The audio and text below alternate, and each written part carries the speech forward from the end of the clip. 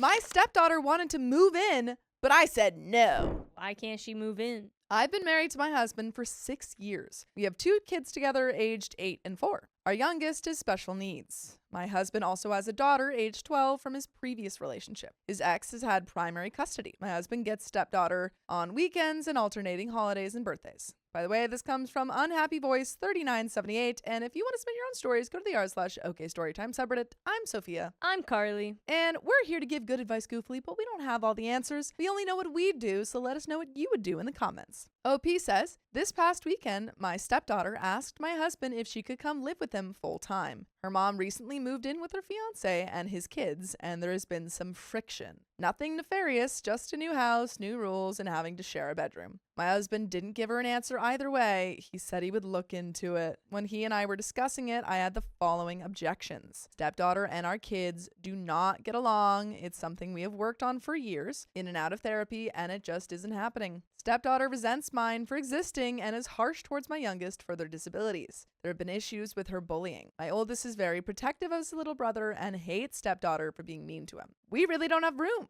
We have a 4-bedroom home. Both my husband and I work from home so we can be caretakers for my youngest. Due to the nature of his disabilities, it is not feasible for him and my oldest to share a room. It wouldn't be safe or fair for my oldest. My stepdaughter's room is used as my work from home office space during the week. I arrange my vacation time around her visitation so I can stay out of her space. I have to take very sensitive phone calls and I need a closed door when I work so common areas are out. My husband uses our bedroom as his home office. We don't currently have room in the budget to make an addition to the house or remodel. Why can't your husband use common space? Does he have the same things? I feel like he's just like, I'm just using the room to just be out of the way. No, yeah, but I'm wondering why, because OP says I can't do common space because I have sensitive phone calls. I think husband probably can do common space. Yeah, he's just choosing to do it in the room. Exactly. So I'm saying, But why don't we have this, the daughter's room as her room full time. Mom or OP takes bedroom, and then husband takes common space. I'm just wondering, and maybe that doesn't work, but I'm wondering why.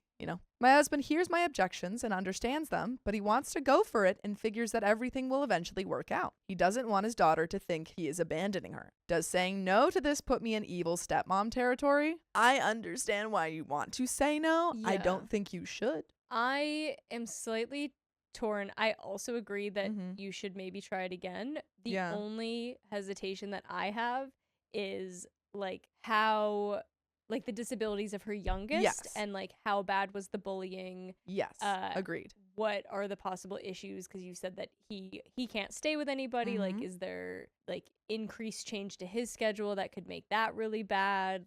What are that is my only thing is how would it affect the youngest with the disability? Which I think that both of the parents are kind of in the wrong here. I think the dad's idea of it'll just work out is wrong. Right. We need a plan. We need how are we going to get our kids to get along? For sure. Edit. My husband and stepdaughter's mom were never married. They were friends with benefits who bartended together. Well, when stepdaughter's mom found out she was pregnant, she told my husband she was keeping it and asked if he wanted to be in the baby's life. They never lived together except for a few weeks during the newborn stage. I had my first before I married my husband. My husband and I were in a long-term relationship when I had a birth control malfunction. We both decided we wanted to raise the child. A few days later, my husband proposed. We didn't get married until my oldest was 2. Edit 2, I'm not welcomed to be a part of stepdaughter's therapy journey, mostly per Biomom's wishes. My husband has always been worried about rocking the boat with Biomom. I do not know the extent of what therapeutic treatment she has had. I do know she goes to therapy during the week, and my husband has gone to sessions, but it isn't something he is free to discuss with me. And there is an update. Let's dive right in. Yeah. Last week, my husband and I sat down together and talked about stepdaughter coming to live with us full time and how that would work out. It was a difficult discussion because I really pushed hard for him to think things through and figure out the obstacles. Where would he and I work? Common areas are out due to the nature of our job, so it seems like they both can't do common areas. What do y'all do for work? I don't know. I can't use them due to employer restrictions. He does some NSFW things we don't want the kids to see. How we're going to handle the animosity between the kids. Also, maybe we talk to 12-year-old and say like, hey, you can live here, but these are the conditions. She's 12 years old. She's old enough to understand at least, baseline that if you don't follow these rules, you can't live here. What consequences would be in place? We talked about what expectations would be for stepdaughter living here full time versus just weekends, about how she probably has unrealistic expectations about what life here is like. We talked through every possibility we could come up with, including selling our home or separating our household and living apart for a while. Wow. We ran numbers to see how it may affect our finances. Ultimately, we agreed that the answer was not yet, with a goal for our family to work towards it. I think that's fair. And I think the fact that they like really tried to work that out too. I was wondering maybe if there's some way, to get it. Could you like reverse, like they still go to Mother's on the weekend and every other major holiday? That's a good idea. Would that help with some of the like, because you'd be more in the home on the weekends kind of thing? Yeah. Either way, you're not yet. You looked into it, so I like that. Into it. The time where I was like a little not on your side when you were just being like no. Yeah. But it seems like you really went through it, and when I think that's fair. The best course of action would be to slowly adjust the amount of time she spends in our home versus a sudden custody switch. I think that's a great idea. I think that's also great just as a transition for the child. I agree. Friday night, my husband took stepdaughter out to talk to her about everything. He explained that she wouldn't have her own room at our place for a couple of years, but that it was on the top of the list for home improvements once our youngest's handicap accessibility renovations are paid off. He talked to her about expectations. She would have chores and responsibilities.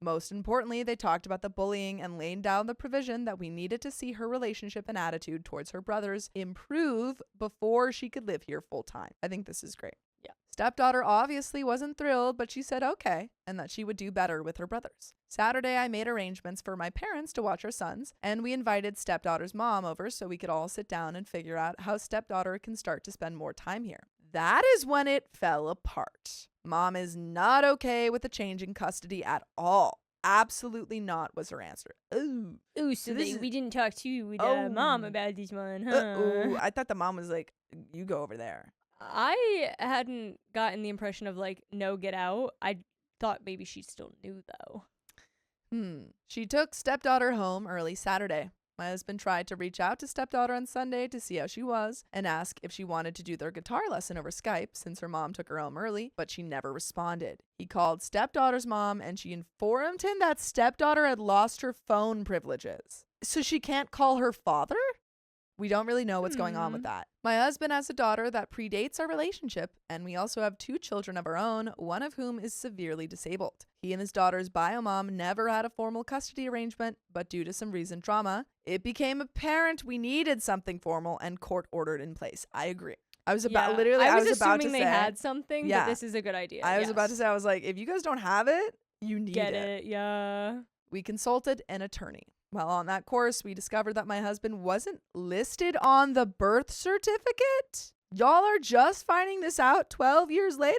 Oh, yikes. We had paternity testing done. My husband is absolutely devastated. He's spiraling and hurting badly, and I can't do anything to take his pain away. We've hugged and cried together so many times this week. Wait. What did the paternity testing say? I'm like, why are you having this reaction just because you're finding out that you're not on the birth certificate? Which is a big thing to get custody. Okay. I need to know. He's not okay. He's flip-flopping between despair and anger. The anger scares me. His knuckles are messed up from punching something. Oh. He wouldn't talk to me about what happened.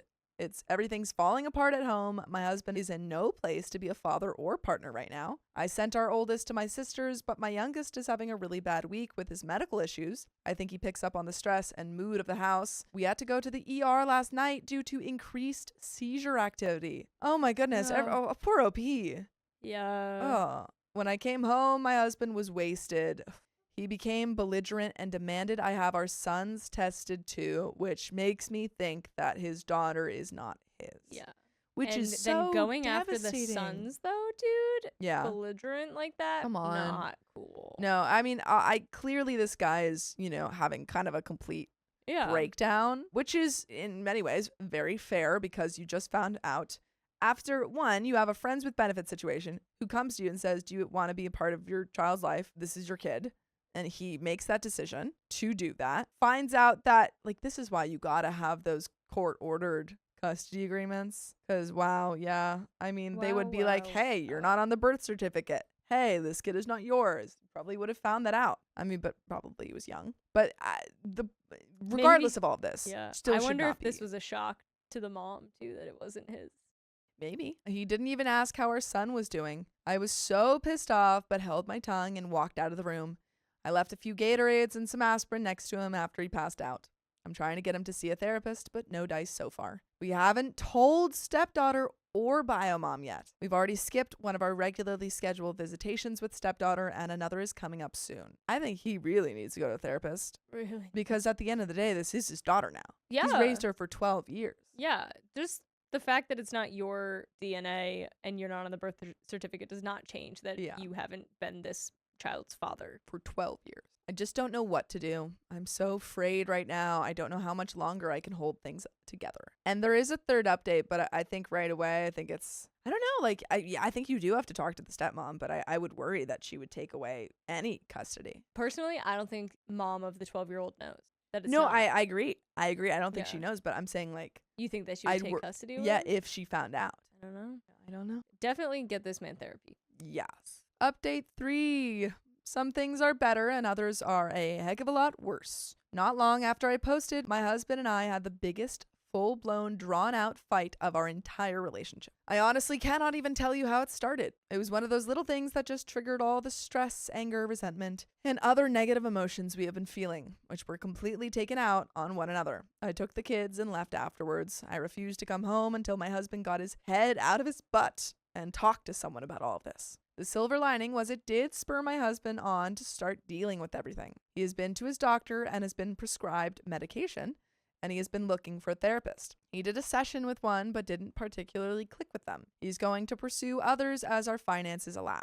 My husband and I discussed his drunken demand for paternity testing. I was able to express how hurtful that was to me. He apologized fully and has decided he does not need to have our sons tested right now. We have discussed options for what we'll do if doubt continues to linger, but as of now, no testing is being done. We are both trying our best to show each other grace on the matter. The heck of a lot worse part is what is going on with stepdaughter. My husband had to take a few weeks without visitation to get his own emotions under control. Then we had our typical weekend visit. We did not tell stepdaughter or biomom about the test results yet, as we were still considering our options. You have an option to listen to full episodes with stories just like this. Just go to Spotify, Apple Podcasts, or iHeartRadio and search up OK Storytime. But there is a little bit left to this story. Any final thoughts? Honestly, my biggest thing right now is the withholding the information from biomom. Mm-hmm. I'm not completely sure where I feel on that matter because I feel like she should get to know. I agree. But I do understand your side of will we lose custody? That's take custody away, but somehow it still feels icky to me to not tell her this information. Yeah, I think it feels icky, but I understand. They probably want to see is there any way we can have custody of this, of our daughter. Yeah.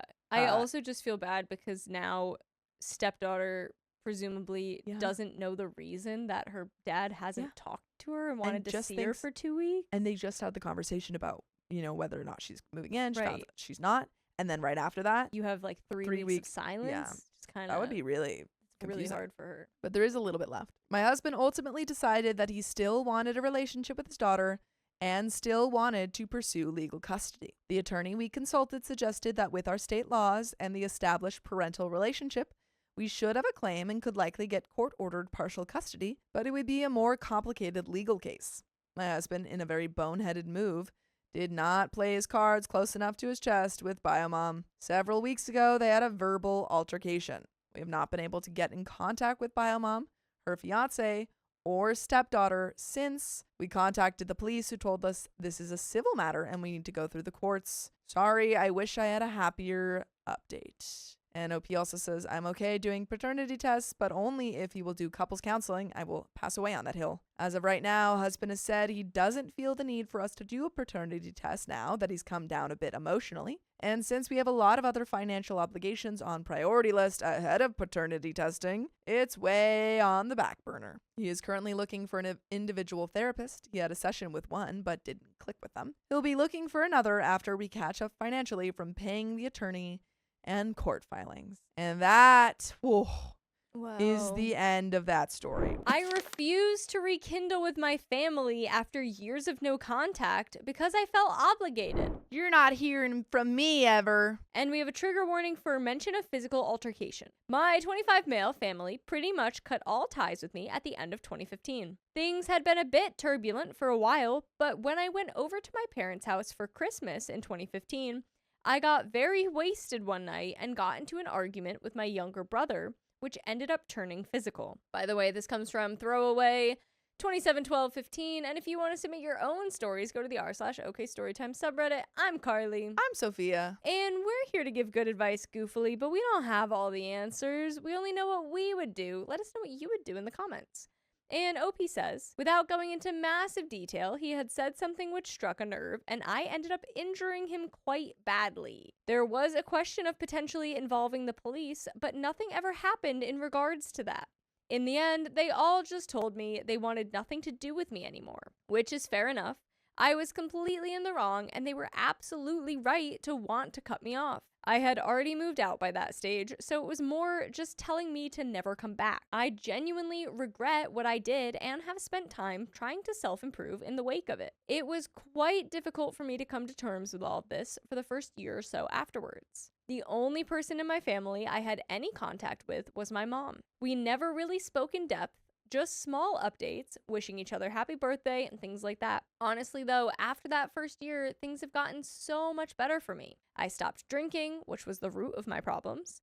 I got my head down and ended up doing very well at uni. I've now got a job that I love, and I've been with my girlfriend for the best part of 4 years. And things are absolutely great. To be brutally honest, I don't miss my family. My relationship with them hadn't been great for a while before the fight, and being on a non-contact basis with them, apart from occasional contact with my mom, was for the better. However, over the last few months, my mom began messaging me much more frequently, asking more personal questions about my life, my work, my relationships, etc. I thought it was just boredom on her part, but she maintained it for a while and began to introduce the idea of me coming back to visit her at some point, which I always shrugged. She started to persist with it, and then yesterday it all came to a head when she added me to a WhatsApp group chat with the rest of the family. I was then told how they had all come to a family decision that 5 years was enough, that my brother found it in his heart to forgive me for what happened. And that they wanted me to come over at some point to catch up on lost time. These are all quotes that they sent me. Hey. I didn't say much. I just said I wanted time to think. I'm quite torn on this now. Part of me feels like I'm obliged to go along with it. They cut contact with me because of my own actions, and if my brother has forgiven me and wants to reestablish contact with me, then it's my duty to do so. On the other hand, I feel like since contact was cut, my life improved a lot. My relationship with them had been on a downward slope for a far bit of time beforehand, and I just haven't found myself missing any of it. That's why I'm asking for advice. Would you say that I'm obliged to go and reestablish contact because it was my fault that contact was cut? Or do you think it would be acceptable for me not to do so? We have an update. I don't think you ever have to reestablish contact if you find that your life is better without that person. Yeah, not at all. I mean, definitely take some time and think about it and be like, yeah, you know, is there anything I miss?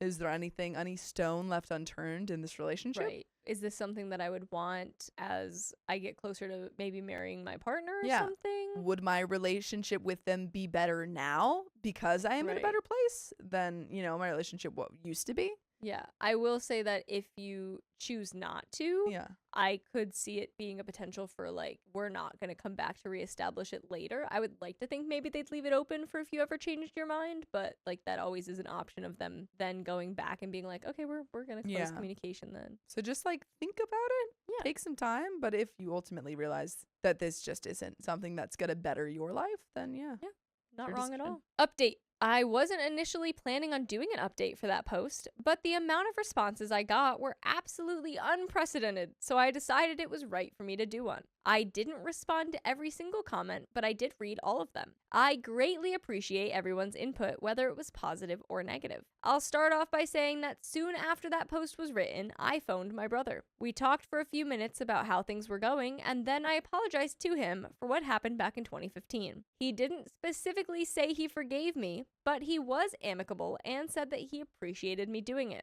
I'm glad I did it. I know 5.5 years is a long time to have gone without doing it, but that was the first vocal conversation I'd had with him since the family cut contact. He told me that the whole incident hadn't left him with any lasting mental or physical damage, and while I have no true way of knowing whether that's completely true, I was glad to hear it. In terms of the actual resumption of contact, it won't be happening for now. After a few days of talking to the family as a collective in the group chat, as well as some individual conversations with family members, I told them that I was happy to increase contact with them through messaging, but that as things stand, I didn't think resuming face-to-face contact would be right. As I stated in the initial post, I was already having severe doubts about it, and the conversations I had with them pretty much made up my mind for me. I'll list a few examples here. The group chat was titled Reunion, so it was pretty obvious what their intentions were. The initial language used by them when I was adding bothered me. Things like my mom saying my brother had found it in his heart to forgive me, and them coming to a family decision that 5 years was enough,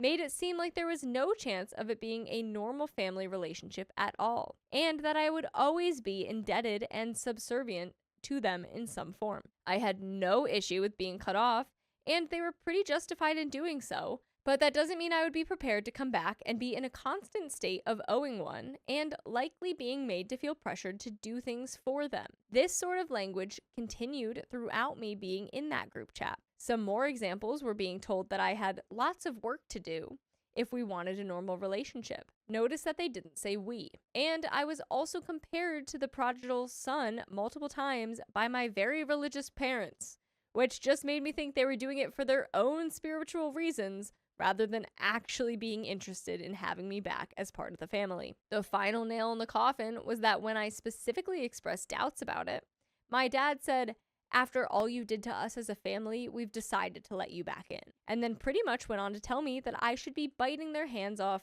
for the chance to make amends, and that I was ungrateful for not doing so. I told them I was backing out of it pretty soon after that. A few of the replies to my original post asked if any of them needed an organ. I initially brushed this off as a joke, but after some of the conversations I had, I genuinely think it's possible that that's true. My girlfriend, 24, is also a big reason why I was initially having doubts. I 100% know that my dad would dislike her, not through any fault of her own.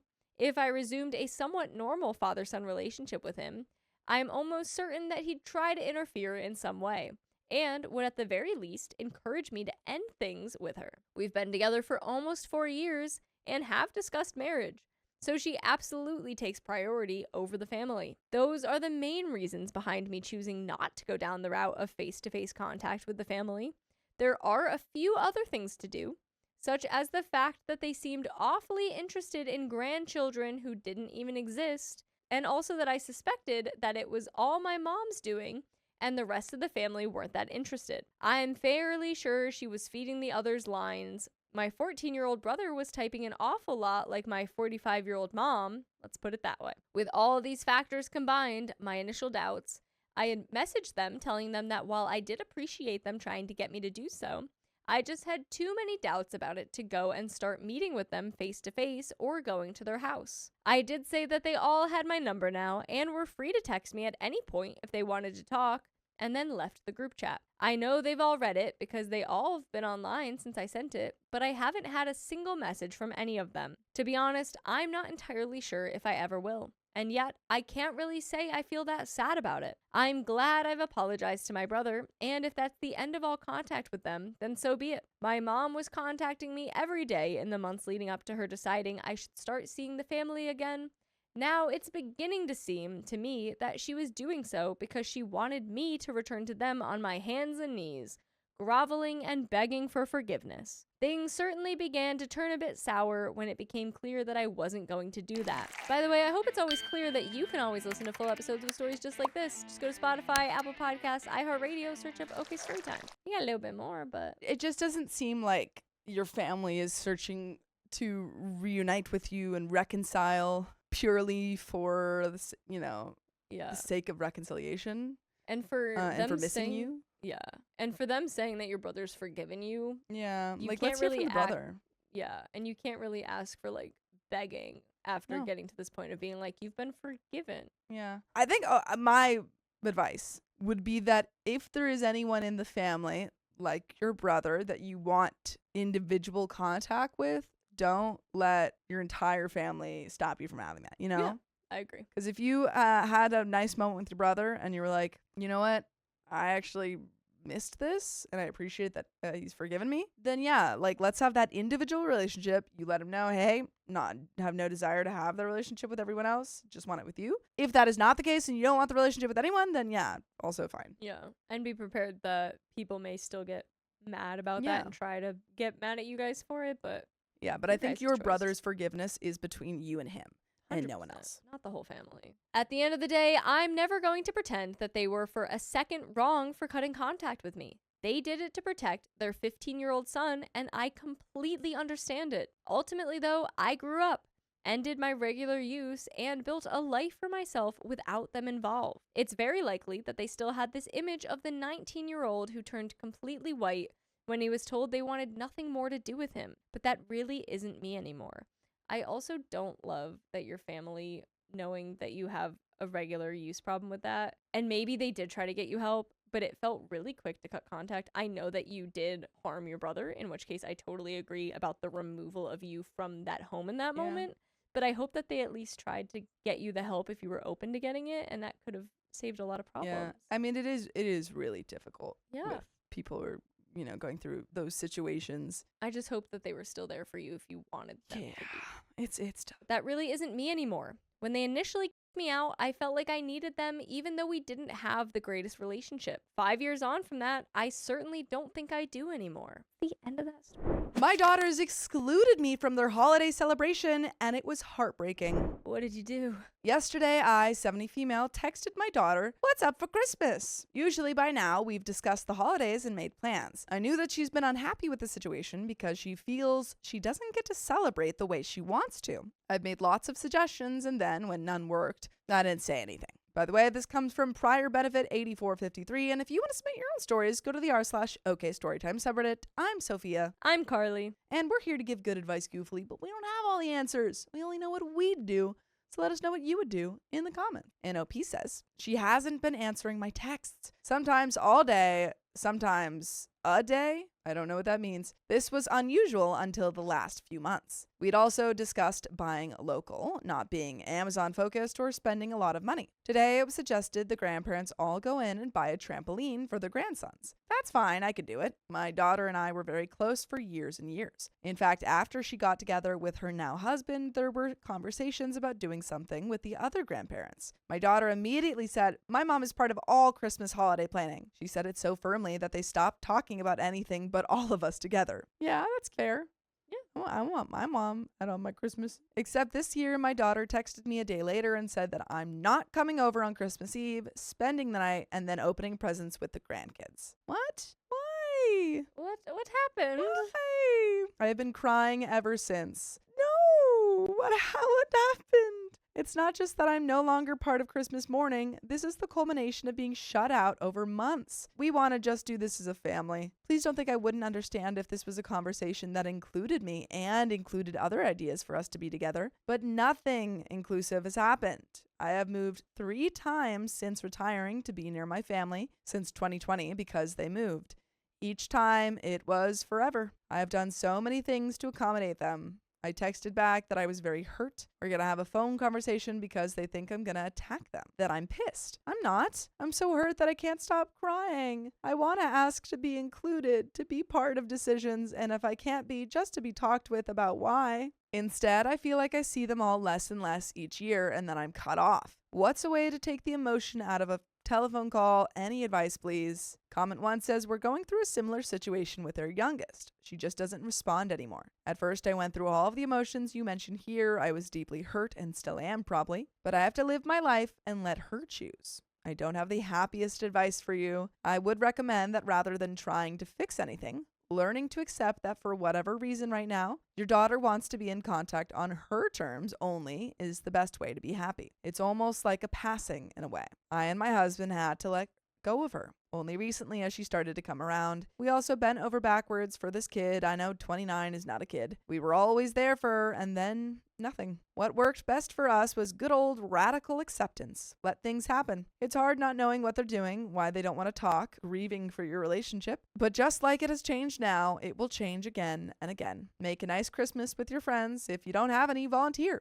You will find a way to create your own meaning. I think that's a great response. Yeah. Because you 100%. you can't control what your daughter wants to do. You don't know why. And if she doesn't want to tell you. Yeah. I mean, I'm hoping that on the conversation you can get some understanding some of clarity. It, but great comment. Yeah. The friend Christmas or volunteers. My aunt and cousin do that every Christmas. They'll go and volunteer. Yeah. I think that's a great thing. Reply says there's a lot more to Opie's story that has been purposely left out. She could be the victim here, but it's also possible that her daughter is elsewhere on Reddit, getting advice on how to deal with an overbearing mother that keeps following her around and inserting herself into her life. Reply, there are parents who think they're loving and supportive, but are still continuing the same emotional abuse they did when their kids were younger. Like mine, for example. Comment 2 says stop following them when they move. Maybe move where your friends are. Maybe book a Christmas cruise with friends or just make friends or volunteer on Christmas. Your daughter's family wants to make their own memories, so go do your own thing. OP says, yeah, I've been trying to. It's hard. After 4 years of dedicating my life to them, she told me I needed to retire and move to be close to them. See, that commenter, I think, presumed or assumed that OP was moving without their knowledge, or maybe not knowledge, but without them asking. To. But it seems like they've asked her to move. It is weird that they asked you to and then cut you off. I need to do this without being mad, because being hurt and mad just causes me to freeze up or cry. By the way, I'm in therapy and this is one of my biggest issues. Comment 3 says, when cutting out started happening in my family, it was because my brother and his wife were having marital problems. They are now divorced. That was also a thought that crossed my mind. It could be that. And it's like, hey, we're trying to figure this out. Just give us a Christmas kind of thing. Yeah. But see if you can have a conversation with your daughter. Yeah. There may be a lot going on behind the scenes that you don't know about. Perhaps just tell them you feel hurt. But when and if your daughter wants to talk, you'll try to set your feelings aside and then listen to her and understand her. Update. Any thoughts before we jump into that? I just need to know what the phone call. I know. What happened on the phone call. I need to know why they're doing this. Yeah. Update says, as I said, I wanted some advice on what to say in our phone conversation today. I was heartbroken because I wasn't going to spend Christmas morning or the night on Christmas Eve at my daughter's. I was heartbroken because for over 8 years we have spent the holiday together. Before that, my daughter and I spent it together. She's 35 and she was a fully independent woman when we made these arrangements. Yes, I was heartbroken. I came here because I honestly had no idea how to talk with them today on the phone. Based on the thoughtful, some of them very direct responses here, I began to see a different side to this emotional issue. I decided to use my trauma therapy teachings, which require using I statements to not lay traps, put the other person on the defensive, or to be passive aggressive. I've lived my entire life not using I statements, so it wasn't easy, but I did it. When they called, I could barely talk. It was the first time for me to be this direct. I did start with, my feelings got hurt and I'm not mad. I also told them that I've never used I statements in a discussion before, so please believe me when I say it isn't my intent to lay traps or to blame them. At any rate, when I told them about Christmas morning, they told me about mitigating circumstances and that this is a one-off situation. Well, there you go. Girl, we made all this conversation first. We've made all this hustle and bustle about, they're like, it's just this year. We'll be back next year. Girl, you're still coming, just not this year. That, like anyone, they don't know what next year holds, but they expect I will be part of Christmas like in years past. I had realized that moving to an isolated place upon retirement and during lockdown, that I lost a whole lot of myself. It's hard for me to make friends under normal circumstances. I was a workaholic who suddenly had a grandson that needed me. He was born with a broken collarbone and some other issues. My daughter and son-in-law were not told of this, if the hospital even knew. Huh? Wow. The hospital didn't know that your grandson had a broken collarbone? That, Opie, how do you know that? Well, no, I think that they know it now. They're just saying when they took the baby home, they didn't know. And then they were like, oh, shoot, something's wrong with this baby. Yes, my daughter did ask me to move to be closer. So I moved halfway between work and their location. Moving further away during the pandemic and lockdown was hard. There's a process one goes through upon retiring. I probably took years since I moved during lockdown. That move required 3 moves because my home needed to be staged. I moved to the mainland for 45 days, then the island for 2 months, and then to my final house. There were huge changes in my life during a historical lockdown that all of us were afraid of. I suddenly realized I was old. I never felt old until they said, older people are more likely to pass away from the vid. I'm a young older person. I have aches and pains, sure, but they're really not any worse than my 40s and 50s. Until the vid, I truly never believed I was old. In our telephone conversation, I learned that it's the 3rd baby and taking on volunteer work is what we don't have time meant. It wasn't anything I did. COP. But honestly, it just feels like OP had a reaction of like, oh my God, they're leaving me, which she's in therapy for. And it seems like that's like something she's dealt with. And then had a calm conversation, which she approached very well, I think. With the tactics she learned from therapy. And then was like, oh, everything that I was freaking out about is actually all in my head, which I think is a common thing when you are in therapy for like emotional, anxious attachment. Anxiety. Yeah, it's an anxious attachment. These are, anxiety responses. And I'm glad that she recognized that enough to be like, let me take a minute. Good on you. Therapy is working. Yeah. It wasn't anything I did.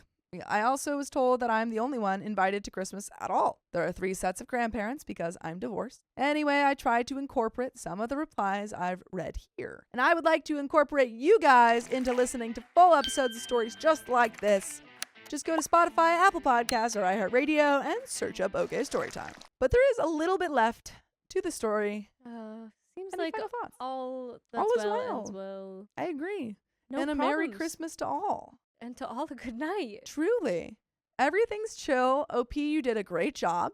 Yeah. Props to you. Props to your family. And I hope you have a good Christmas. Yeah. And maybe let's let's get go together and with volunteer. some friends. Go volunteer somewhere. I think that's a great idea. It keeps you active. You don't have to worry about like, oh, I could be with them. I'm sad. Right. It's a great idea. I'm going to start taking my older 2 grandsons to the movies, having them spend the night, and sometimes bringing them to training. This will help my daughter because it's hard to have a toddler and go to different trainings in different places. I'm going to work harder also at becoming more independent and to become more dedicated to my small business. I'm working very hard at coming back to independence. I do already volunteer for my grandson's sports nonprofits. I've even gone when my family isn't there. I'm defensive because many people called me selfish, whining, a boomer. I was asking for help because I honestly didn't know how to deal with this. I thank the many people who helped me. I obviously have work to do. Sorry, I can't answer you all. But that is the end of that story,